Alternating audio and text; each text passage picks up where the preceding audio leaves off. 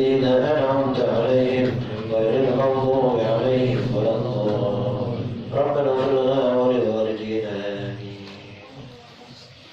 بسم الله والحمد لله والصلاة والسلام على رسول الله نبينا محمد بن عبد الله وعلى آله وصحبه ومن والاه ولا حول ولا قوة إلا بالله أما بعد.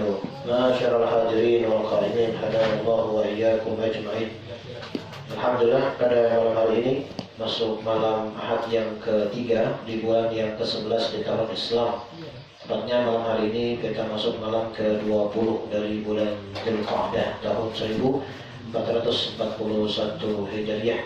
Semoga segala apa yang kita lakukan diterima oleh Allah Subhanahu wa taala. Amin ya rabbal alamin. Kita melanjutkan bacaan kitab hadis Riyadhus Shalihin buah karya Imam An-Nawawi rahimahullahu taala. Masuk hadis yang ke-10 dari dalam babu husnul khuluq. Kita baca bil-barah. Bismillahirrahmanirrahim. وعن أبي أمامة الباهلي رضي الله عنه قال قال رسول الله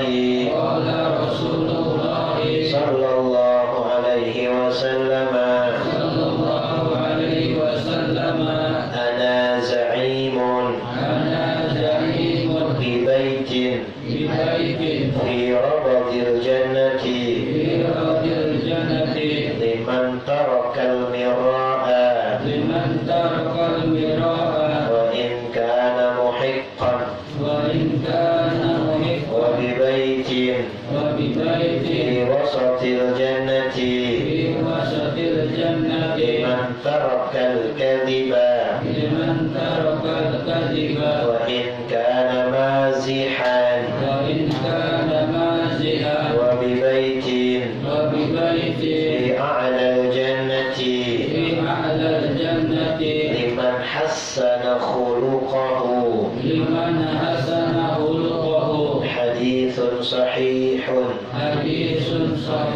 رواه أبو داود بإسناد صحيح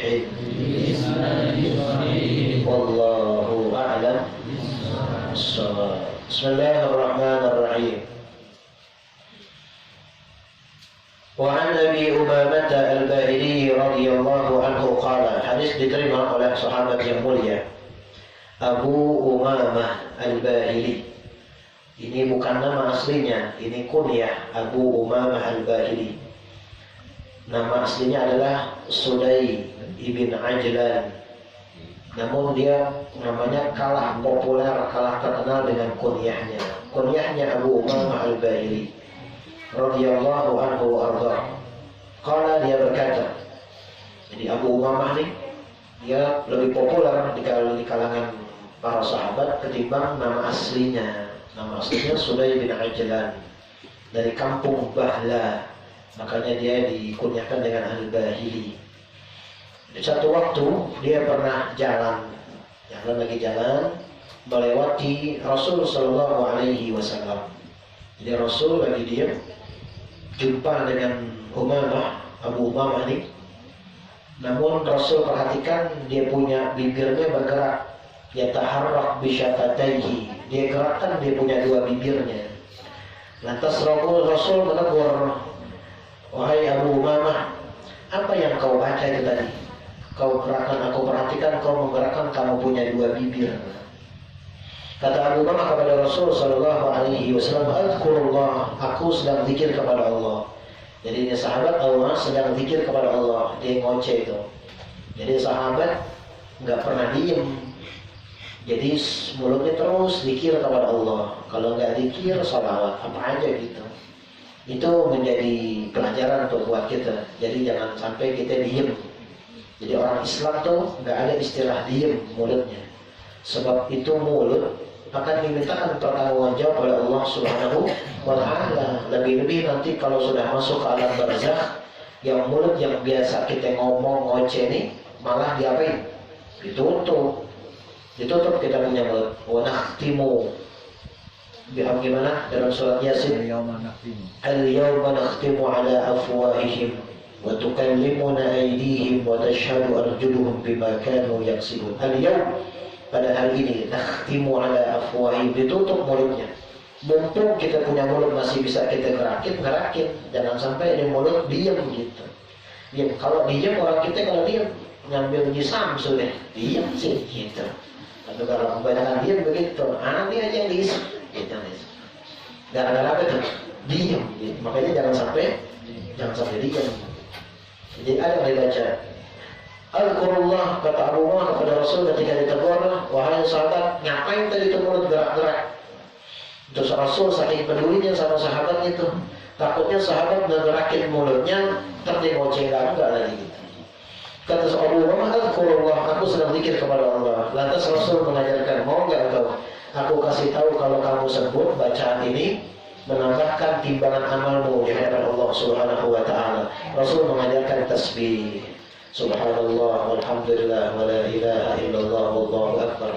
Rasul ajarkan itu tasbih kepada siapa? Sahabat Abu Umamah. Jadi kalau Abu Umamah zikir kepada Allah, kadang-kadang ada rasa capeknya, lelahnya, capeknya itu diganti dengan apa? Dengan bacaan-bacaan yang lain supaya tidak menumbuhkan kejenuhan. Dialah sahabat Abu Umamah Al-Bashiri radhiyallahu anhu. Qala, ini Abu Umamah berkata, qala Rasulullah sallallahu alaihi wasallam, telah bersabda baginda Rasul sallallahu alaihi wasallam. Apa kata Rasul? Ana za'imun. Za'im maknanya ad-dhamin, yang ngejamin. Ana dhaminun, atau ana za'imun, saya ini penjamin. Bi baitin fi rabadil jannati, dengan satu istana. Bait maknanya istana. Dalam riwayat ulama memaknakan bait yang dimaksud Rasul adalah qasrin, satu istana. Fi rabadil jannati, istana yang ada di paling bawah surga. Rabat adnaha, level istana yang paling bawah surga Allah Subhanahu wa taala. Jadi surga itu bertingkat-tingkat. Level paling bawahnya itu dibahasakan dengan kata-kata rabadil jannah, istana surga yang paling di bawah. Biar kata paling bawah lumayan, alhamdulillah masih masuk surga namanya, masih dikelompokkan surga.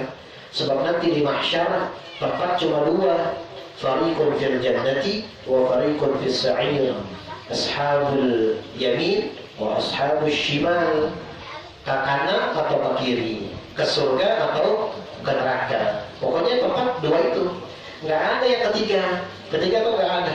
Kalau umpamanya ada akidah Mu'tazilah, ada namanya ketika ada orang mukmin yang bermaksiat, dia akan ditempatkan bainal manzilatain, manzilah bainal manzilatain, satu tempat antara surga dan neraka. Dan itu dibantah oleh akidah Sunni, akidah Ahlussunnah wal Jamaah. Nggak ada, tempat cuma dua.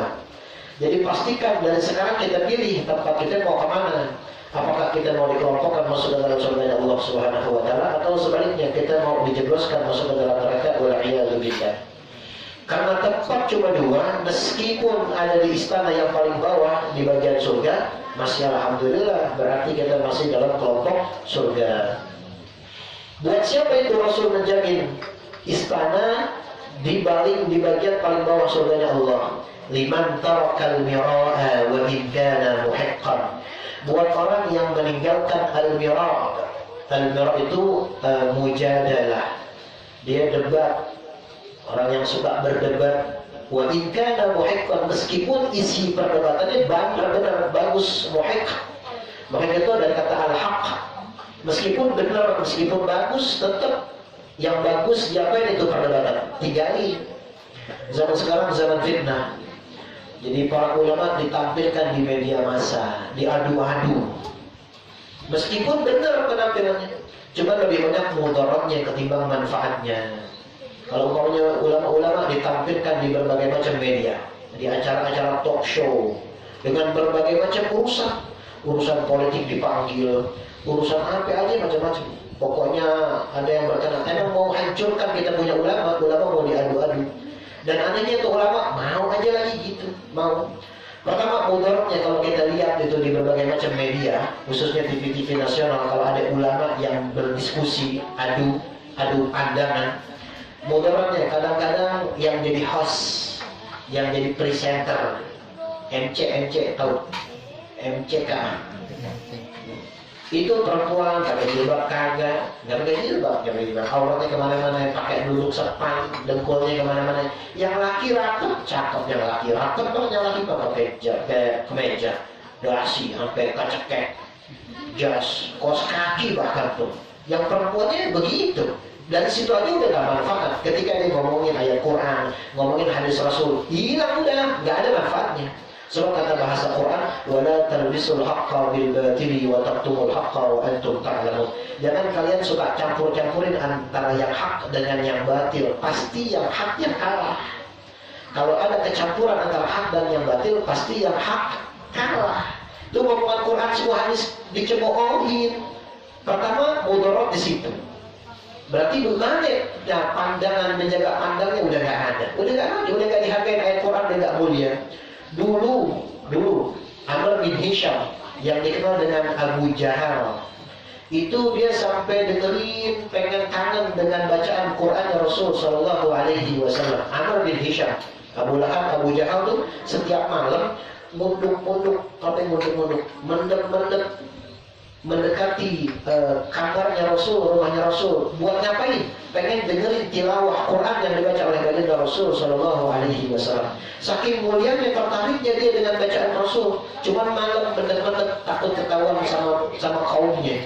Intinya dia ngakuin kalau bacaan Quran yang dibaca oleh baginda Rasul Shallallahu Alaihi Wasallam begitu besar fadilahnya. Sekarang ulama-ulama kita, dai-dai kita pada tampil di TV, talk show, diadu-adu senang. Padahal itu mudarat. Yang pertama, yang kedua, yang hadir, yang nonton, apa semuanya suka? Nggak semuanya suka. Bahkan yang nggak suka juga orang Islam itu sendiri nggak suka. Karena udah banyak kepentingan di situ. Jadi itu lebih bagus diapain tuh? Kalau lihat hadis ini, lebih bagus ditinggalin. Orang yang suka ninggalin perkara-perkara yang sifatnya debat, itu meskipun benar, itu lebih bagus ditinggalin. Dia akan mendapatkan istana di surganya Allah Subhanahu Wa Taala, meskipun istananya paling bawah. Wa bi baitin fi wasatil jannati. Level yang kedua, Rasul akan menjamin, akan dipastikan kata Rasul mendapatkan istana surga fi wasatil jannah, di tengah-tengah bagian surga.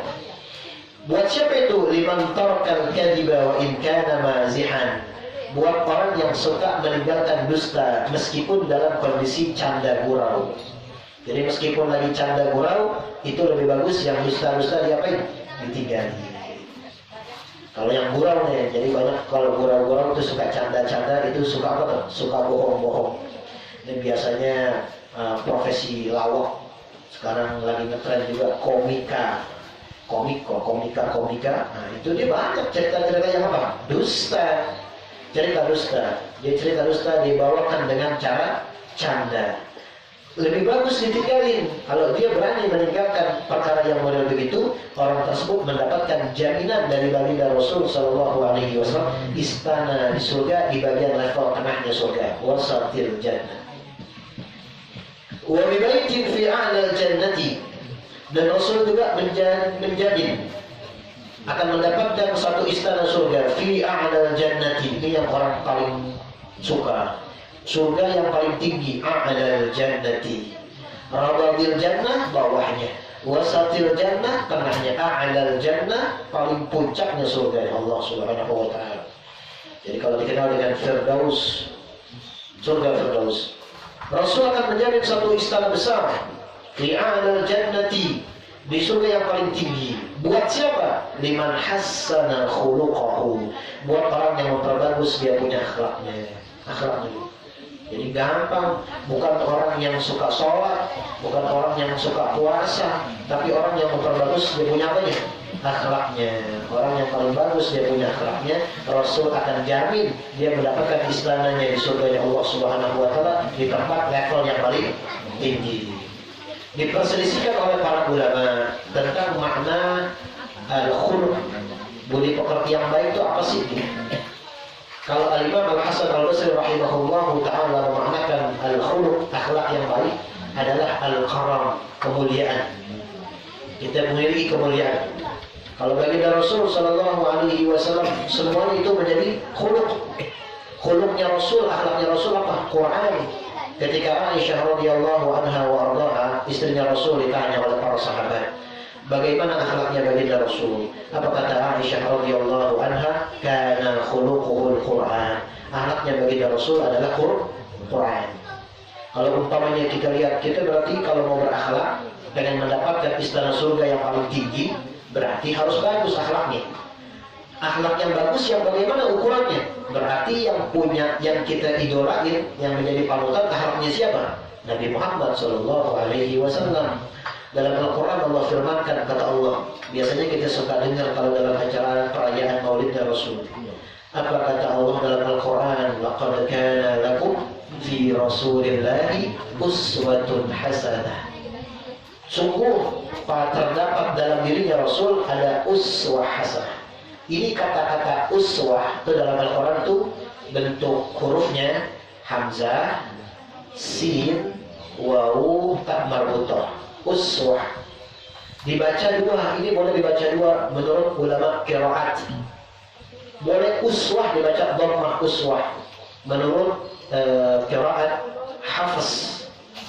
Kalau Hafs itu bacanya uswah. An-Asim, biasanya kita suka dengar qari itu Hafs, An-Asim, itu dibacanya uswah dhammah. Boleh juga dibaca iswah kasrah di bawah. Itu dari qiraat Nafi'. Jadi boleh uswah, boleh iswah. Lantas dua-duanya memiliki fadilah. Kalau uswah dhammah adanya di mana letaknya? Di atas atau di bawah? Uswah di atas. Kalau iswah di mana letaknya? Di bawah. Lihat lempengan kata uswah. Makna uswah apa tadi? Tauladan.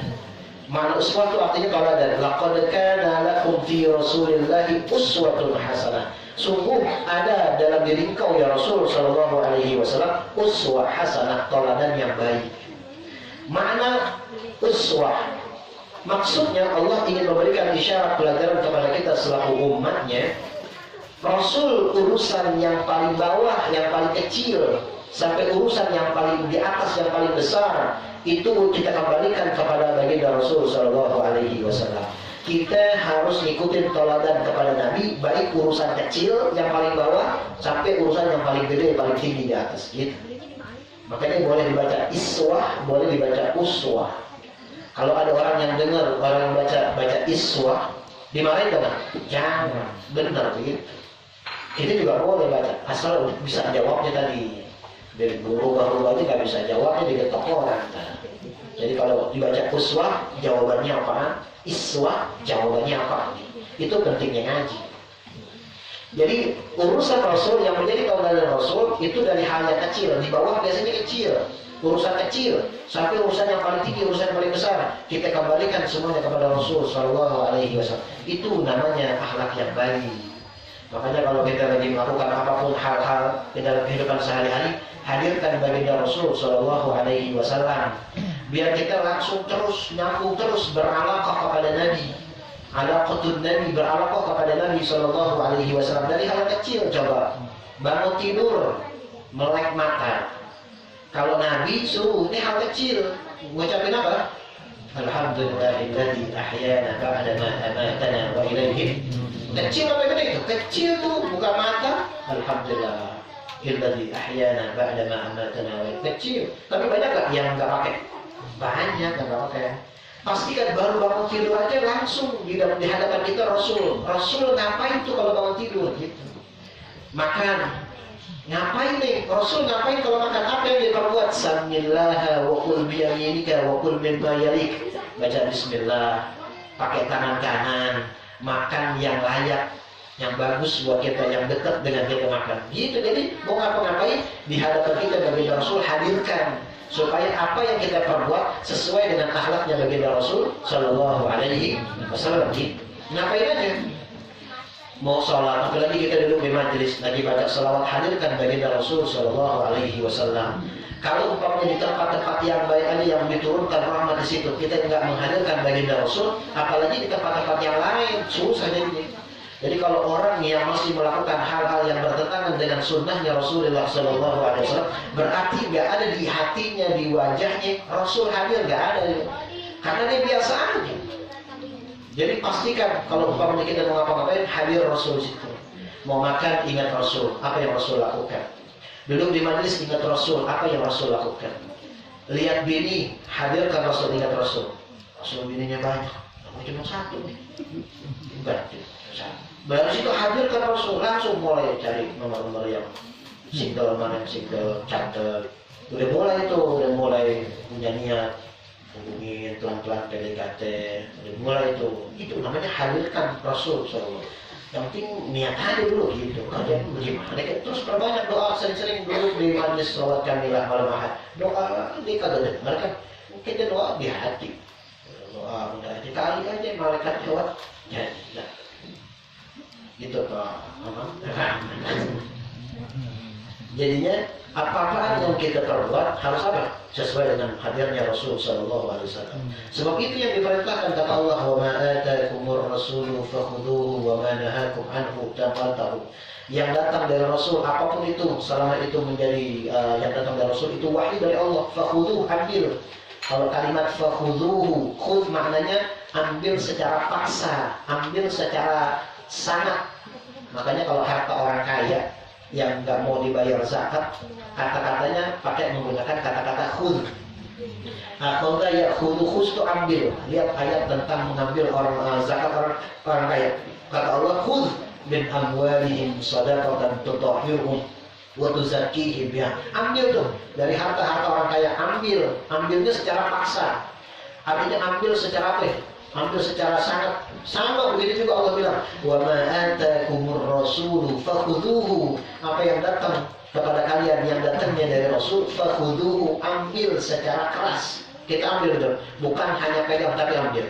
Jadi kalau umpamanya sunnah-sunnah Rasul, itu berarti bagian daripada akhlak yang baik. Kita banyak. Yang kita bisa dari hal kecil, lihat baginda Rasul Sallallahu. Apa aja kita bisa. Selama kita bisa kerjain. Jadi jangan sampai kita sering melakukan hal-hal yang bertentangan dengan sunnah baginda Rasul Sallallahu Alaihi Wasallam. Hadithun sahih, hadis sahih. Wallahu a'lam bishawab. Ilmuhu wa la ilma lana illa ma 'allamana. Al-Fatihah. A'udzu billahi minasy syaithanir rajim. Bismillahirrahmanirrahim. Alhamdulillahi rabbil alamin. Arrahmanir rahim. Maliki yaumiddin. Iyyaka na'budu wa iyyaka nasta'in. Ihdinas siratal mustaqim.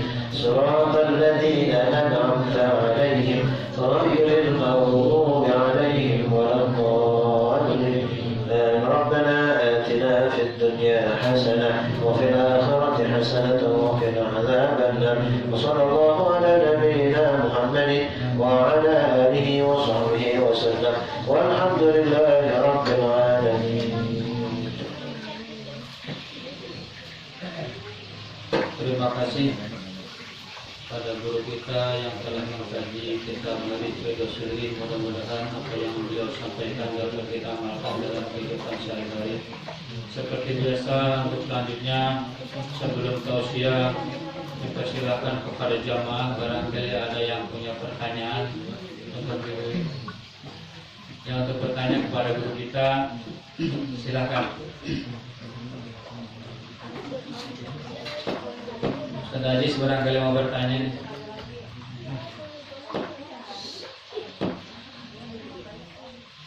Kalau nggak ada mungkin dilanjut tausiah sekaligus doa penutup kepada Ustaz Rizwandi. Mohon lillahi ta'alanya kepada beliau waktu tempat dipersilakan dengan segala hormat.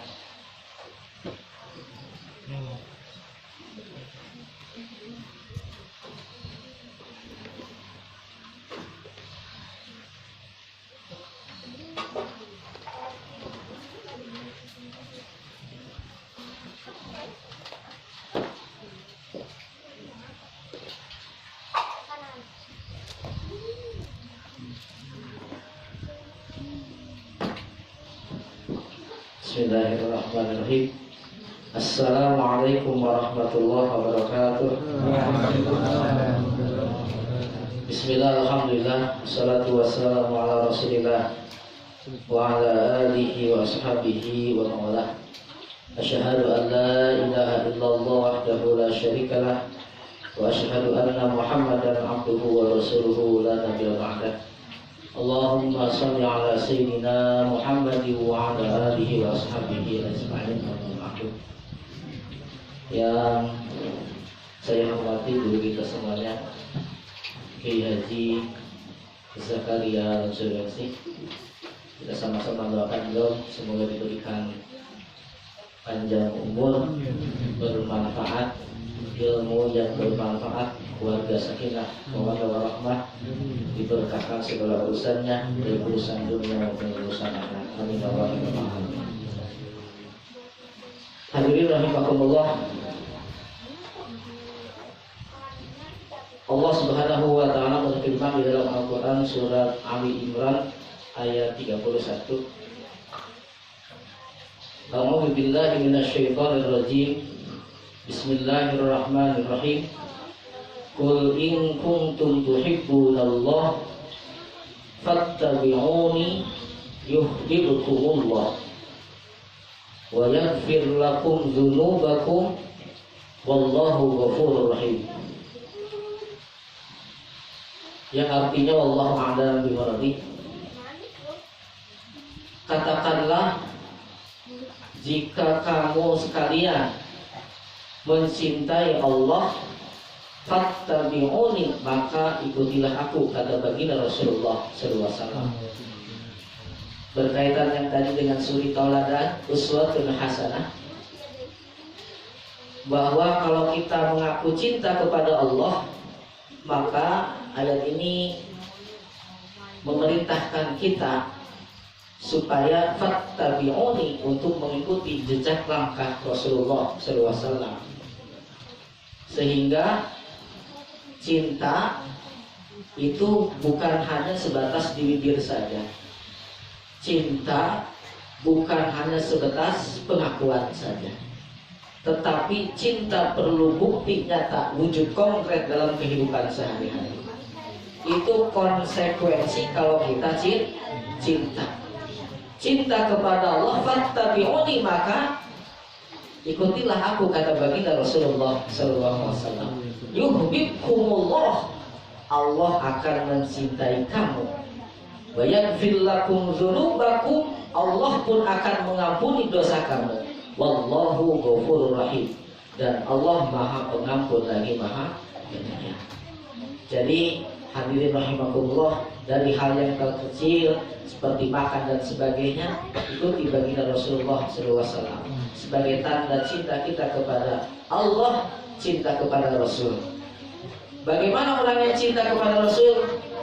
Dalam salah satu hadisnya, man ahya sunnati faqad ahabbani wa man ahabbani kana ma'iya fil jannah.